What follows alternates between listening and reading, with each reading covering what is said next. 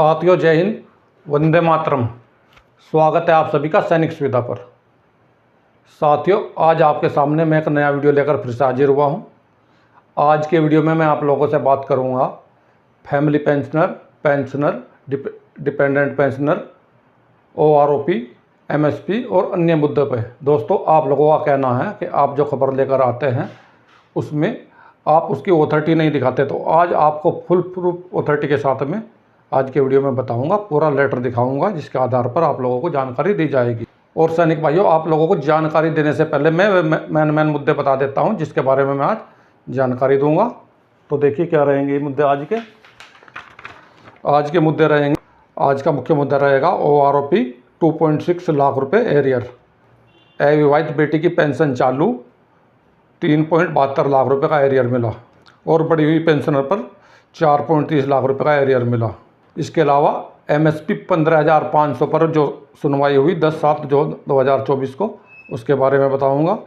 और उसके बाद 3 जून 2024 का वो लेटर जो पेंशन मंत्रालय की तरफ से जारी किया गया है, जिस पर डियरनेस अलाउंस रिवीजन के बारे में बताया गया है। तो सैनिक भाइयों, इससे पहले मैं इन मुद्दों पर विस्तार से चर्चा करूं। अगर आप सैनिक सुविधा चैनल से पहली बार जुड़े हैं, इसका हिस्सा नहीं है, इसका हिस्सा बनना चाहते हैं, तो सैनिक सुविधा चैनल को सब्सक्राइब करें और उसका बेल आइकन ऑन करें, ताकि आने वाले वीडियो का नोटिफिकेशन आप लोगों को मिल सके। तो चलिए शुरू करते हैं पूरी जानकारी विस्तार से। तो साथियों, ministry of personnel public grievance and pensioner की तरफ से 12 जुलाई 2024 को एक प्रेस रिलीज जारी किया गया। उसमें उन्होंने जानकारी दी, उन्होंने जो पेंशन के लिए अभियान चलाया था उसके सेकेंड वीक में 1140 फैमिली पेंशनर की उन्होंने समस्या का समाधान कर दिया है और 60% समस्या उनकी दूर करी गई है सेकेंड वीक में। और इसमें 46 मंत्रालयों ने भाग लिया। पेंशन एवं पेंशन कल्याण की 100 दिवसीय कार्य योजना के एक भाग के रूप में पारिवारिक पेंशन शिकायतों के निवारण के लिए 1 महीने का विशेष अभियान 1 जुलाई 2024 से, जो माननीय कार्मिक लोक शिकायत पेंशन राज्य मंत्री डॉक्टर जितेंद्र सिंह द्वारा शुरू किया गया था और महीने भर चले इस विशेष अभियान में 60% का लक्ष्य को पार कर लिया है, जिससे अभियान के प्रारंभ में निपटान के लिए पहले कुल किए गए 1891 पारिवारिक पेंशन मामलों में से 1140 पारिवारिक पेंशन मामलों का निवारण कर दिया गया। तो साथियों, इसमें बहुत सारी पेंशन समस्याओं का समाधान किया गया, जो पॉइंटवार इस प्रकार से हैं। सबसे पहली समस्या थी सुश्री शिवानी आन्या। 7 वर्ष के बाद अविवाहिता पुत्री को 9.8 लाख रुपए का बकाया के साथ पारिवारिक पेंशन की मंजूरी दी गई और इन्होंने CPG ग्राम पर यह कंप्लेंट की थी सबने, जैसे इसमें दिया गया है। दूसरी थी सुश्री नजमा खातून की, जो 11 वर्षों के बाद फलिक पत्नी को 9 लाख रुपए का बकाया संशोधित परिवार पेंशन मंजूरी दी। तो साथियों, शिकायतें तो बहुत सारी हैं इसमें, लेकिन मैं भी आपको विशेष रूप से दिखाऊंगा कि सेना से संबंधित शिकायत है। 4 नंबर पर देखिए, सुश्री नीलम कुमारी की शिकायत क्या थी। पत्नी को 6 वर्ष के बाद 4.5 लाख रुपए की बढ़ी हुई पारिवारिक पेंशन का बकाया राशि का भुगतान कैसे हुआ। सेना में स्वर्गीय लेफ्टिनेंट सुरेंद्र सिंह की पत्नी सुश्री नीलम कुमारी जम्मू के सुदूर गांव की निवासी है। उन्हें सामान्य दर की, यानी कि अंतिम मूल वेतन का 30% पारिवारिक पेंशन दी जा रही थी, जबकि उनको अंतिम मूल वेतन का 50% की बढ़ी हुई दर से हकदार थी।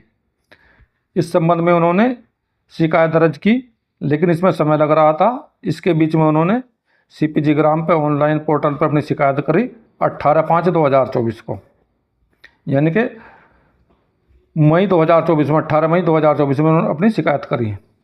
उनका मामला संबंधित मंत्रालय को भेजा गया और चल रहे विशेष अभियान में शामिल किया गया। इस मामले में रक्षा मंत्रालय द्वारा उचित जोर दिया गया और उसके परिणाम स्वरूप 4.30 लाख रुपए के बकाया भुगतान के साथ शिकायत का सफलतापूर्वक निवारण किया गया है। यानी कि इस शिकायत में, जो कि बहुत सारे फैमिली पेंशनर के लिए आती है सेना के, उसमें यही हुआ, जैसे ही पेंशनर की मृत्यु हो जाती है तो उसकी फैमिली को जो पेंशन मिलती है वो 7 साल तक जितनी पेंशनर को पेंशन मिलती है उसके बराबर मिलती है, यानी कि 50% मिलती है। उसका जो अंतिम वेतन लिया गया है उसका 50% मिलती है। लेकिन हमारे 50 से 60% पेंशनरों के साथ ऐसा ही होता है, उनको 30% पेंशन उसकी दी जाती है। पांचवा समाधान है सुश्री गंगा देवी, शिकायत 88 वर्षीय जीवन साथी 8 वर्षों के लिए 3.72 लाख रुपए का बकाया भुगतान के साथ अतिरिक्त पारिवारिक पेंशन की मंजूरी। उनके पति सेना में से सेवानिवृत्त हुए हैं, वह उत्तराखंड के रुद्रपुर में रहती है और ये सीनियर पारिवारिक पेंशनर हैं। 80 की आयु प्राप्त करने के बाद मिलने वाली अतिरिक्त पेंशन के मामले में अतिरिक्त पेंशन उनको नहीं दी गई। उन्होंने 17/5/2024 को सीपीजी ग्राम पर शिकायत की। DOPPW द्वारा इनके सक्रिय रूप से अनुसरण किया गया और क्योंकि विभाग सुपर सीनियर पेंशनर या पारिवारिक फैमिली पेंशनर के मामलों पर विशेष जोर देता है, इसलिए इस अभियान में इनकी शिकायत को शामिल किया गया और उनको 3.72 लाख रुपए का भुगतान सफलतापूर्वक दिया गया। जैसे आप लोगों को सबको मालूम होगा, 80 साल होने के बाद पेंशनर की पेंशन में वृद्धि की जाती है, लेकिन इनकी नहीं की गई। साथियों, अगला मामला है अविवाहित बेटी की डिपेंडेंट फैमिली पेंशन का। सुश्री सिमरनजीत कौर, अविवाहिता बेटी, 1.5 साल बाद 5.54 लाख रुपए की पारिवारिक पेंशन का भुगतान किया गया। सेना में कार्यरत स्वर्गीय श्री सुखदेव सिंह, पुत्री श्री सिमरनजीत कौर पंजाब के तारण जिले के एक गांव में रहने वाली है। दुर्भाग्य से उन्होंने अक्टूबर 2022 में अपने माता और पिता दोनों को ही खो दिया है। हालांकि उनकी पारिवारिक पेंशन अक्टूबर 2022 से मार्च 2024 तक पारिवारिक पेंशन का बकाया भुगतान किए बिना अप्रैल 2024 में ही शुरू हो गई थी। इसके लिए उन्होंने 6/5/2024 को सीपीजी ग्राम पोर्टल पर अपनी शिकायत दर्ज करी। इस मामले में विशेष अभियान के द्वारा उनकी शिकायत को चिन्हित किया गया, उस पर सुनवाई की गई और उनको 5.54 लाख रुपए का भुगतान किया गया। यानी कि पेंशन तो शुरू कर दी गई थी, लेकिन उसको जो उनका बीच का जो बकाया था वो नहीं दिया गया था। साथियों, अभी देखते हैं 7 नंबर पर OROP की किस्तों के बारे में। परिमला यादव ने शिकायत करी थी। एक और उस बाद OROP सेकंड की 3 किस्तों का यानी कि 1.87 लाख रुपए का भुगतान इन्हें नहीं किया गया था, लेकिन वो भी शिकायत दूर करने के बाद कर दिया गया। देखते हैं पूरा मामला।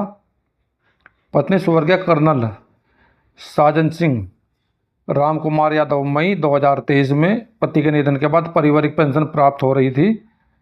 गुरुग्राम हरियाणा के रहने वाली हैं। उन्हें जुलाई 2023 से OROP सेकंड की 2, 3 और 4 किस्त मिलनी थी, लेकिन उन्हें नहीं दी गई। 13/4/2024 को सीपीजी ग्राम पर उन्होंने शिकायत दर्ज की। विशेष अभियान में इनकी समस्याओं को सुना और 1.87 लाख रुपए का भुगतान इन्हें करा गया। 8 नंबर केस है श्री राम कुमारी देवी शिकायत का। 15 वर्षों के बाद 2.64 लाख रुपए की बकाया संशोधित पारिवारिक पेंशन को मंजूरी मिली। राम कुमारी देवी पत्नी स्वर्गीय भुगुनाथ चौबे वर्ष 2009 में पारिवारिक पेंशन प्राप्त कर रही थी। बेतिया बिहार में रहती हैं। हालांकि पेंशन का भुगतान उच्च दर पर किया जाना था, लेकिन इसमें संशोधन की आवश्यकता थी। इस संबंध में उन्होंने विभिन्न मंचों से संपर्क किया, लेकिन समय लग रहा था। इस संबंध में सीपीजी ग्राम पोर्टल पर 14/6/2024 को शिकायत दर्ज की गई। इस मामले की पहचान की गई और इस अभियान में शामिल किया गया और आगे बढ़ाया। निवारण प्रक्रिया में तेजी आई और इसके परिणाम स्वरूप 2.64 लाख रुपए का बकाया भुगतान किया गया। ये अगली शिकायत भी OROP 2 से संबंधित है।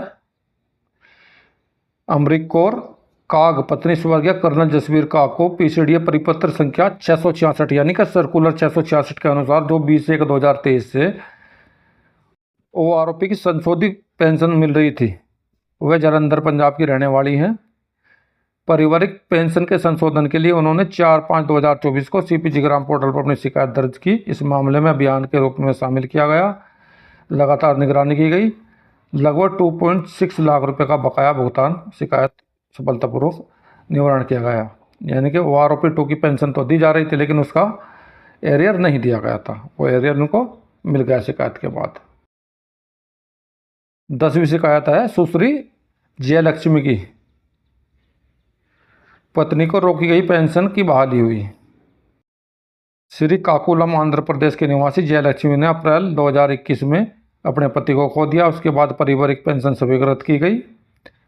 अप्रैल 2024 तक जारी रही।